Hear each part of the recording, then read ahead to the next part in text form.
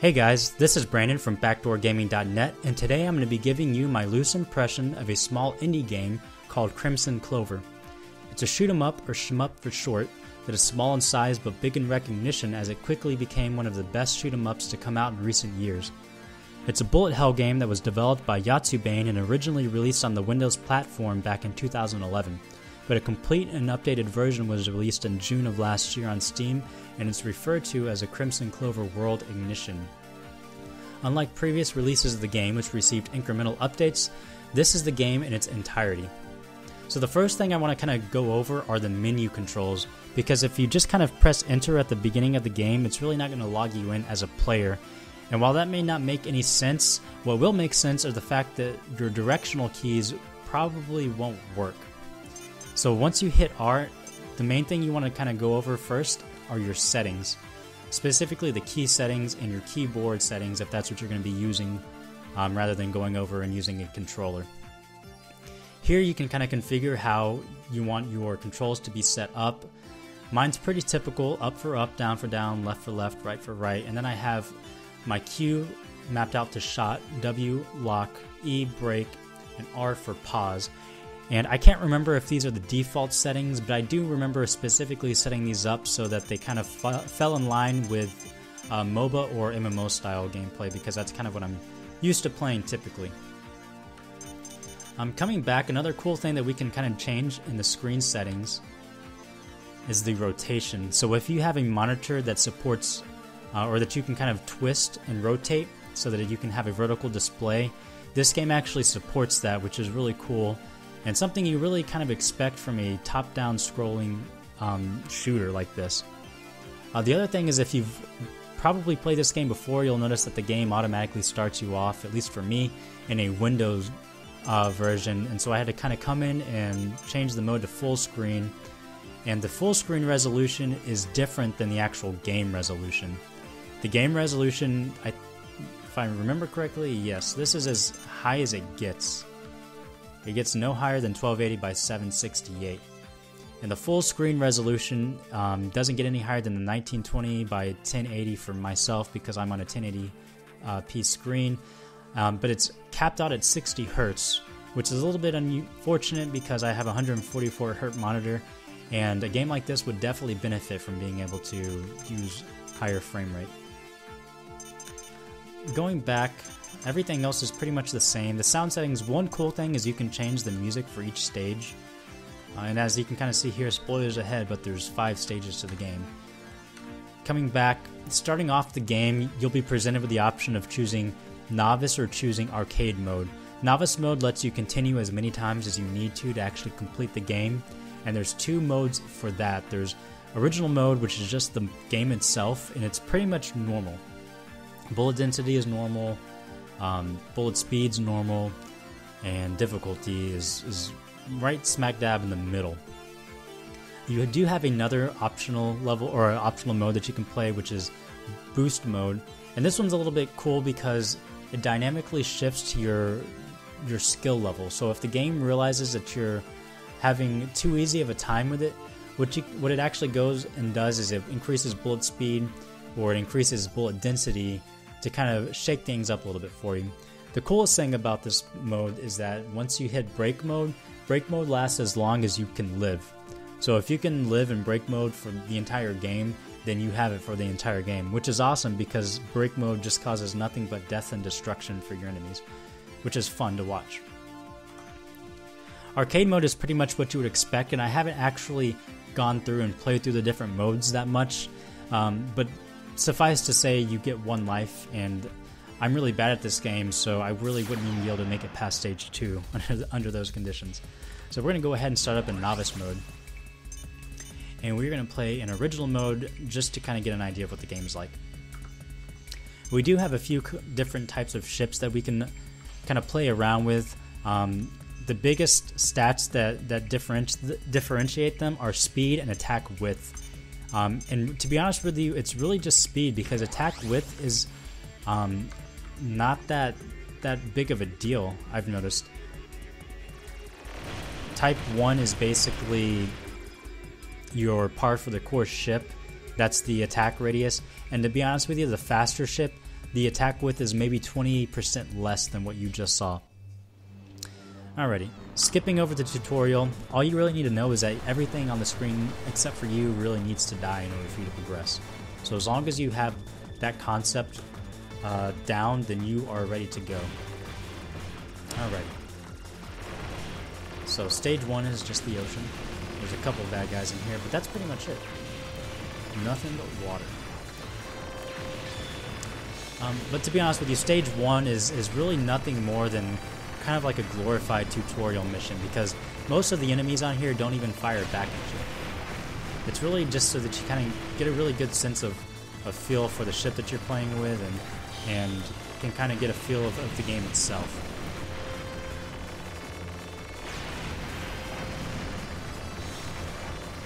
So going through here, you see these bigger enemies. If they actually shoot at me and I destroy them while the bullets are still on the screen, their bullets actually turn into these stars, which add to my break rate and my overall score.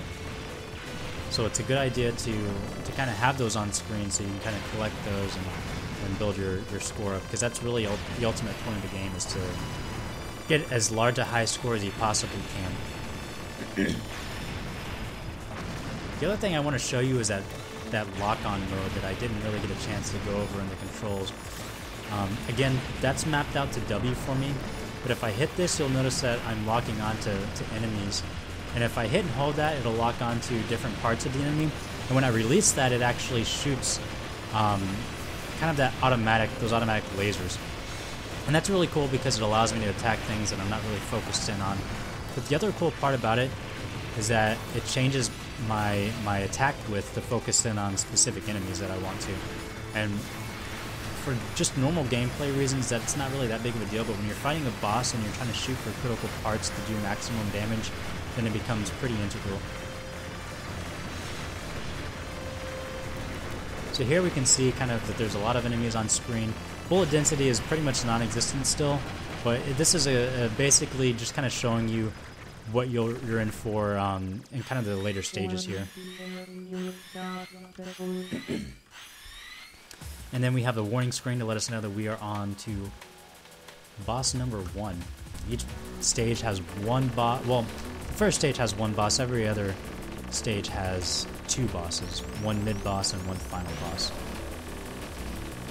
The boss 1 attack patterns are pretty par for the course. They're really easy to kind of dodge. They're really slow. If I hit my E, I get into break mode, which basically takes my break rate and multiplies it by 1,000, it seems like. And it just makes everything pure carnage. I have this green goop which basically destroys everything on screen. And it's really fun to kind of look at and just check out. So that was all for stage 1. Here we'll see that I got a no lives lost bonus, which is pretty significant, and that's honestly what you want to aim for in every level. But I'm only good enough to get it on this level. Alrighty, moving on to stage 2. Stage 2 is a little bit different. Level design is a lot different. Speaking of which, level design in this game is really great just overall. Everything looks really cool. All the backgrounds are hand-drawn and they're really detailed, and I really like that.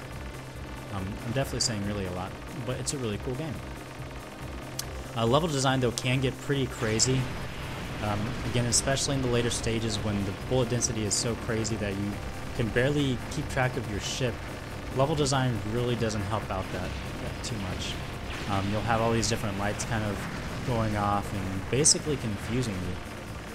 And this game can get confusing enough on its own. It doesn't really need the level to kind of work against you, but it does nonetheless, which is good for hardcore gamers that like genres like this, because it'll give them a sense of accomplishment, just kind of beating those later stages like that, especially in one continue.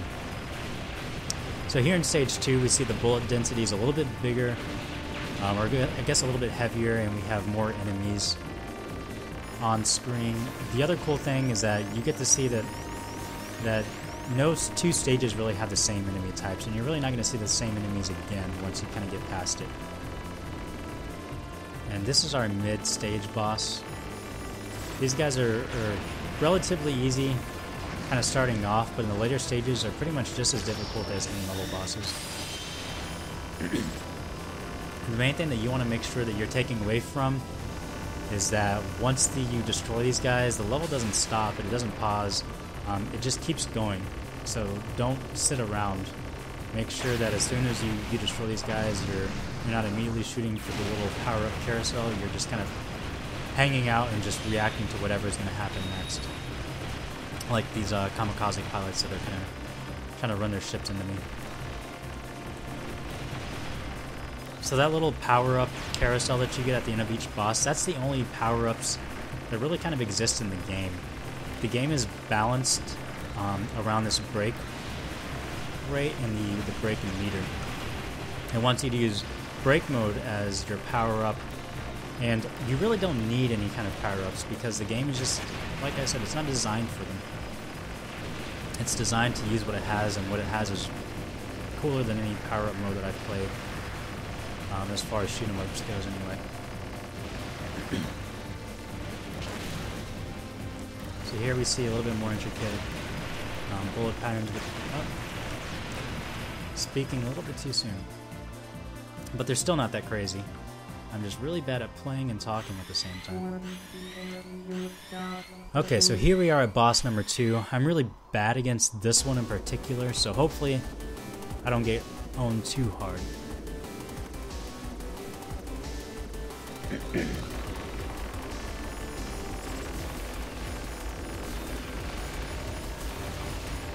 So here at the beginning it tells us all the different parts that we can shoot. And we want to shoot these parts because if we don't, we're really not going to be doing too much damage against the boss. We'll just be chipping at it, basically a turtle shell. Also, don't run into those claws. They will kill you.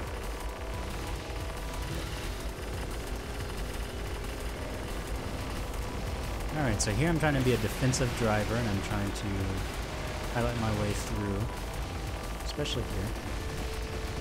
The other thing I really wanted to kind of go over is that your hitbox is pretty small. I know I probably haven't done a really good job of showing that off to you, but if you see that golden glow in the middle of my ship, that's actually the hitbox. So you can kind of navigate your ship anywhere you want to in between, and as long as that little section doesn't get hit, you're golden. Alright, and here we have a melee attack from the boss, and he kind of telegraphs where he's going to go. That was something I didn't immediately get the first time that I played through this game, and so I died to that multiple times before it finally kind of kicked in and I realized what was going on.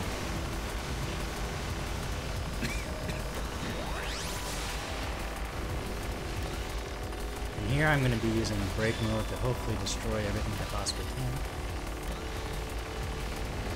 Before I get totally annihilated.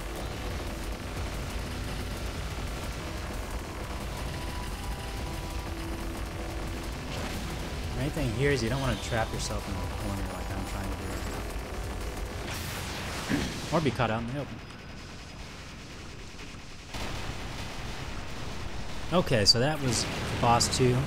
Fortunately, I didn't have to use a continue.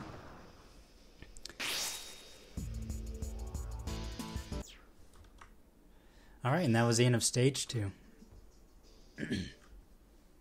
So as you can see, you kind of have all of your points tallied up at the very end of every stage.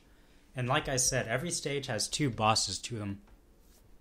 And the idea is to basically get your high score up as much as you possibly can. And just like any other shoot 'em up game, that's ultimately the point. Just because you can use infinite continues in novice mode, there's really not any kind of game content that you're trying to unlock. Everything is already unlocked for you. You're just trying to reach a skill cap that will basically always be dangling a carrot in front of your face. But that's pretty much it for this game. So this is Brandon signing off. This is Brandon signing off. This is Brandon.